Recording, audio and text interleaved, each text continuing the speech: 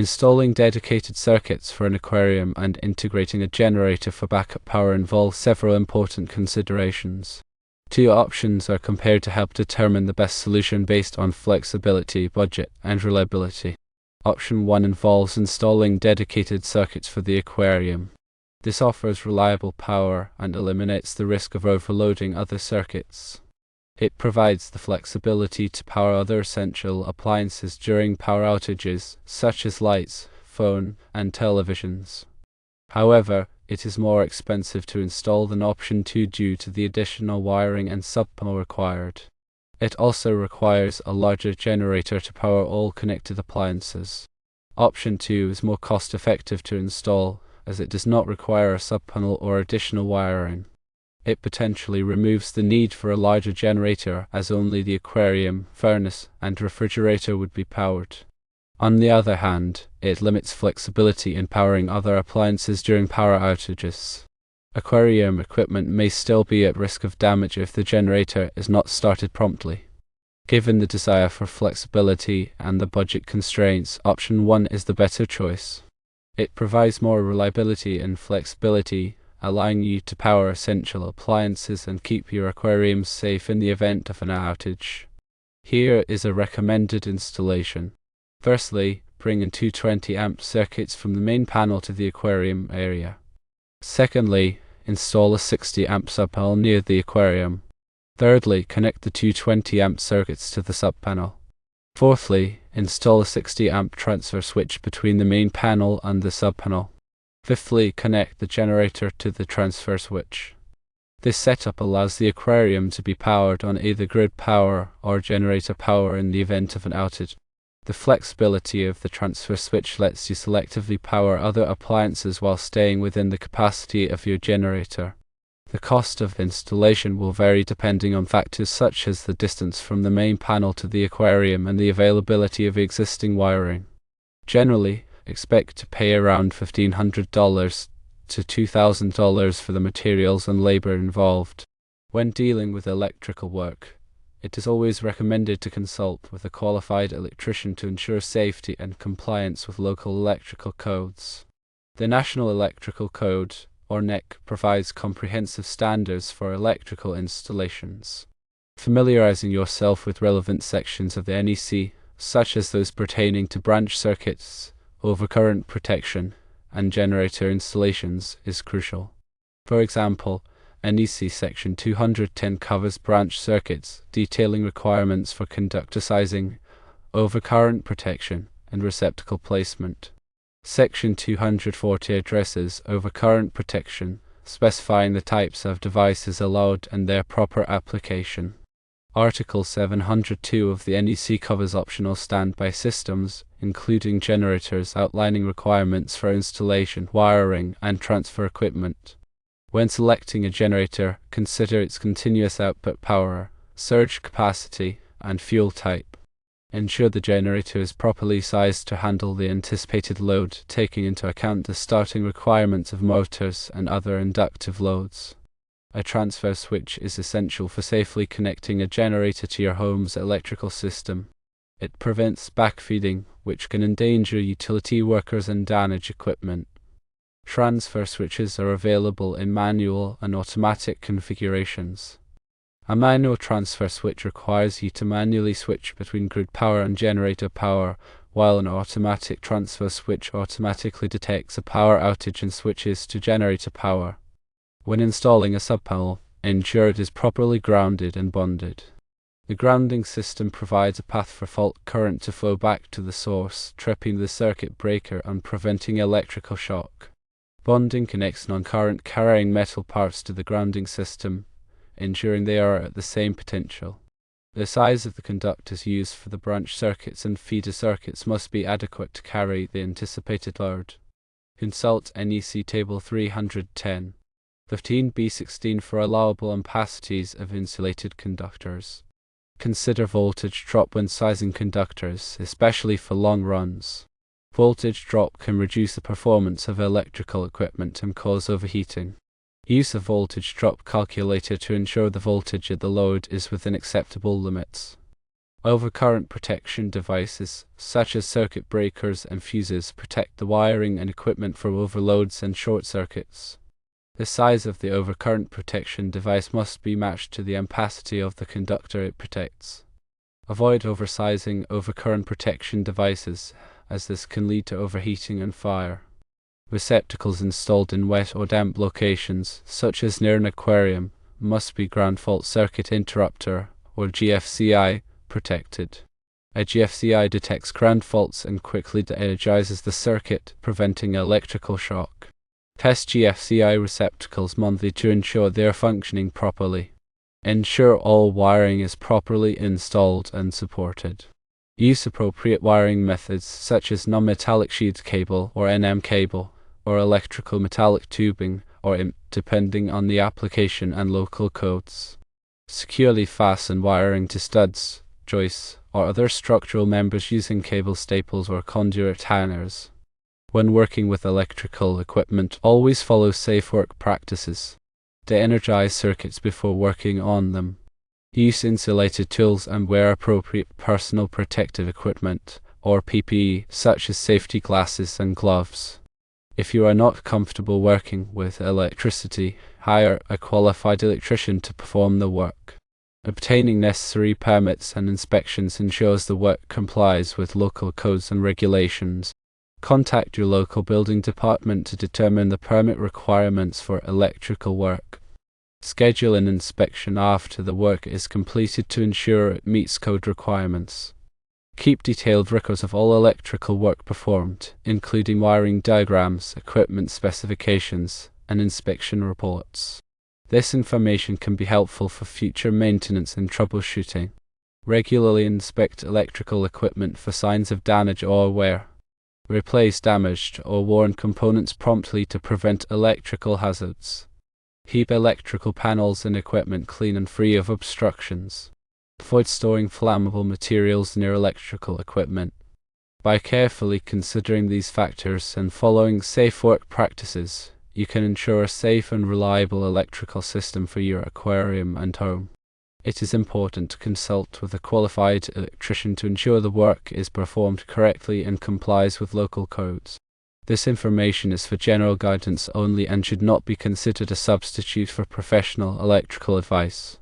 Always consult with a qualified electrician before performing any electrical work. The NEC is updated every 3 years, so it is important to use the latest edition. Some states and local jurisdictions may have adopted amendments to the NEC, so it is important to check with your local building department. Electrical work can be dangerous if not performed correctly. Always take necessary precautions to protect yourself and others from electrical hazards. Investing in surge protection devices can protect sensitive electronic equipment from voltage spikes caused by lightning or other electrical disturbances. A whole house surge protector installed at the main panel can provide protection for all circuits in your home.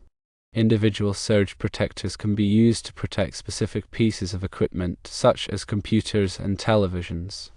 Proper grounding is essential for electrical safety. The grounding system provides a path for fault current to flow back to the source, tripping the circuit breaker and preventing electrical shock. Ensure the grounding system is properly installed and maintained. Ground rods should be driven into the ground and connected to the grounding electrode conductor. The grounding electrode conductor should be connected to the main panel and to any subpanels. Regularly inspect the grounding system for signs of corrosion or damage. Replace any damaged or corroded components promptly. Bond and connect non-current carrying metal parts to the grounding system, ensuring they are at the same potential. This reduces the risk of electrical shock. Bond all metal water pipes, gas pipes, and other metal objects that could become energized. Use bonding jumpers to connect metal parts together. Regularly inspect bonding connections for signs of corrosion or damage. Replace any damaged or corroded connections promptly. Arc fault circuit interrupters, or RFCs, protect against arc faults, which are a common cause of electrical fires. RFCs detect arc faults and quickly de-energize the circuit, preventing a fire. Install RFCs in bedrooms, living rooms, and other areas where arc faults are more likely to occur. Test their size monthly to ensure they are functioning properly. Tamper-resistant receptacles prevent children from inserting objects into the receptacle. Install tamper-resistant receptacles in all areas where children have access. Use the correct size and type of wire for each circuit. Consult NEC Table 310. 15b16 for allowable ampacities of insulated conductors. Use copper wire for most applications. Aluminum wire can be used for some applications, but it requires special connectors and installation techniques. Avoid mixing copper and aluminum wire in the same circuit. Use the correct size and type of conduit for each application. Electrical metallic tubing, or IMT, is commonly used for indoor wiring. Rigid metal conduit, or RMC, is used for outdoor wiring and for hazardous locations. Flexible metal conduit, or FMC, is used for short runs and for connecting equipment. Use the correct type of fittings and connectors for each type of conduit. Properly support conduit runs to prevent sagging and damage. Label all circuits in the electrical panel with their corresponding loads. This makes it easier to identify circuits for maintenance and troubleshooting. Use a circuit directory to list the circuits and their loads. Keep the circuit directory up to date. If you are adding a new circuit, update the circuit directory accordingly. Train family members on how to safely shut off power in the event of an emergency. Show them the location of the main breaker and how to operate it. Teach them how to identify electrical hazards and how to avoid them. Keep a fire extinguisher near the electrical panel. Make sure the fire extinguisher is rated for electrical fires. Know how to use the fire extinguisher properly. If you smell smoke or suspect an electrical fire, evacuate the building immediately and call the fire department. Never use water to extinguish an electrical fire. Water is a conductor of electricity and can increase the risk of electrical shock. Only use a fire extinguisher that is rated for electrical fires. Replace any missing or damaged cover plates on receptacles and switches.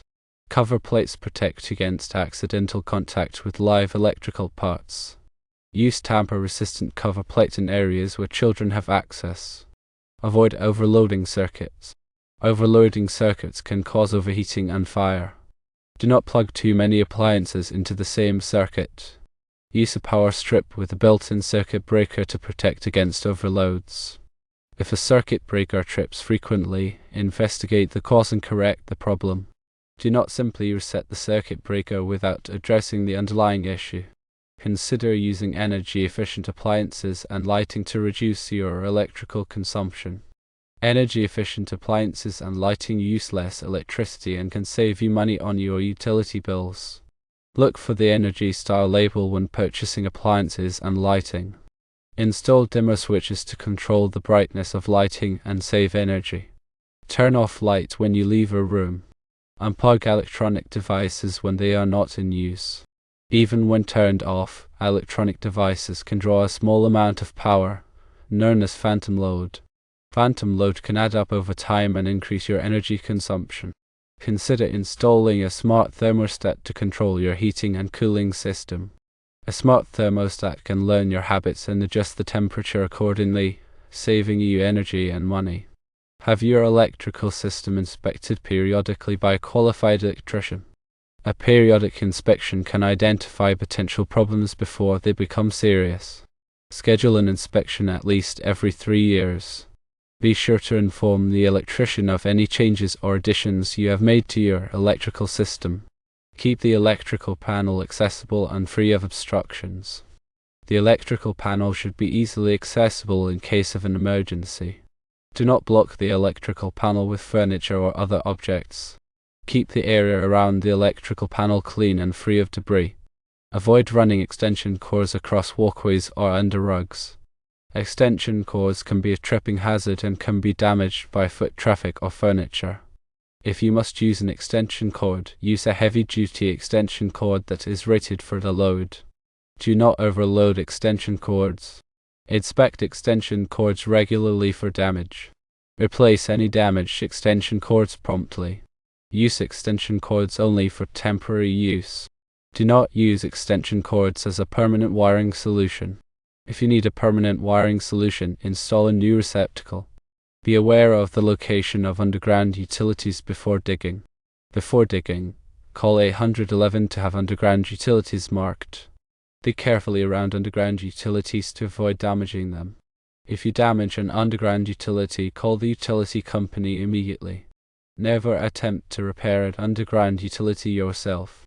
By following these safety tips, you can help prevent electrical hazards and ensure a safe and reliable electrical system for your home. Remember, it is always best to consult with a qualified electrician if you have any questions or concerns about electrical work.